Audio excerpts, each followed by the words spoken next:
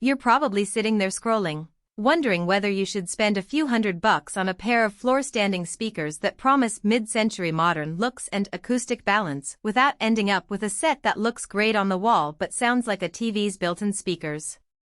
That hesitation makes total sense. There are enough glossy ads out there that it's easy to feel like you might be throwing money at a piece of core that won't move your music the way you need.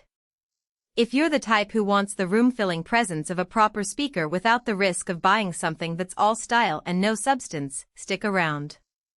Link is in the description if you want to check the product details on Amazon. The KLH Model 5 pair tries to bridge that gap.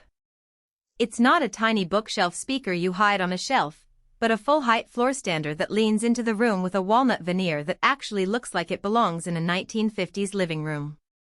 The first thing you'll notice is the slanted riser base, a little tilt that nudges the drivers toward ear level when the speakers sit on a typical hardwood floor. That design choice isn't just about aesthetics, it reduces the angle at which sound waves hit the listener, which can make the mid-range feel more natural in a room where you might be sitting a couple of feet back from the front row. What sets the 5 apart from a lot of entry-level floor standers is the acoustic suspension sealed enclosure. In plain terms, that means the cabinet is airtight, which traditionally helps tighten the bass response and reduces the boomy character you get from vented designs.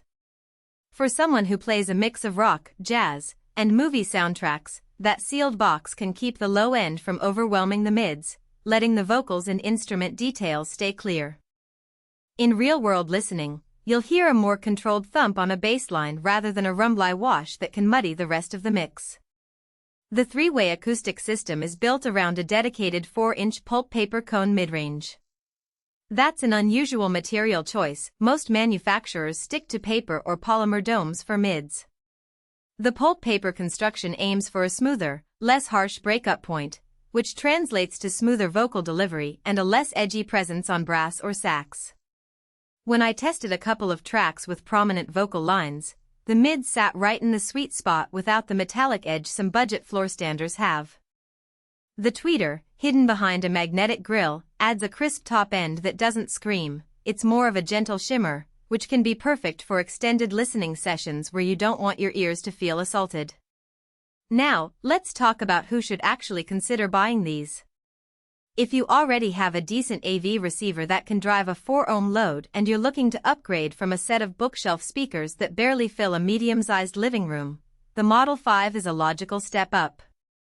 Their walnut finish works especially well if you've already invested in furniture that leans toward a retro vibe or if you simply want your audio gear to blend into the decor rather than dominate it. They also play nicely with vinyl enthusiasts who have a phono preamp. The balanced low end can bring out the warmth of analog records without needing a dedicated subwoofer to tame excess boom. On the flip side, there are scenarios where the 5 might not be the best match.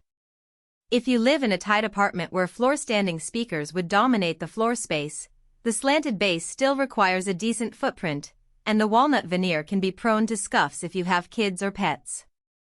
Also, because the design is sealed, you won't get the deep, cinematic rumble that a ported subwoofer can provide, which means movie lovers who want that visceral impact might feel something is missing. Pairing these speakers with a separate sub would solve that, but it adds cost and extra cables, something you might not be prepared for if you were hoping for a simple plug-and-play upgrade. A practical strength that's easy to overlook is the magnetic grille. It's not just a decorative cover. It actually protects the tweeter from accidental bumps while still allowing you to slide it off without tools if you need to dust the drivers. In a household where you occasionally move furniture around, that little detail saves you a lot of nervousness about damaging an expensive cone. The acoustic balance control knob, located on the back of each speaker, lets you fine-tune the crossover point between the mid-range and the tweeter.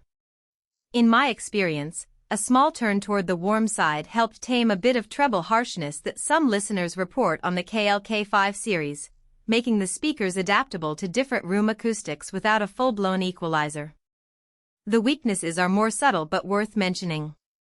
The 4-inch mid-range driver, while smooth, does have a ceiling in how much volume it can push before distortion sets in. In a large open-plan space with high ceilings, you might find yourself having to crank the receiver's volume to a level where the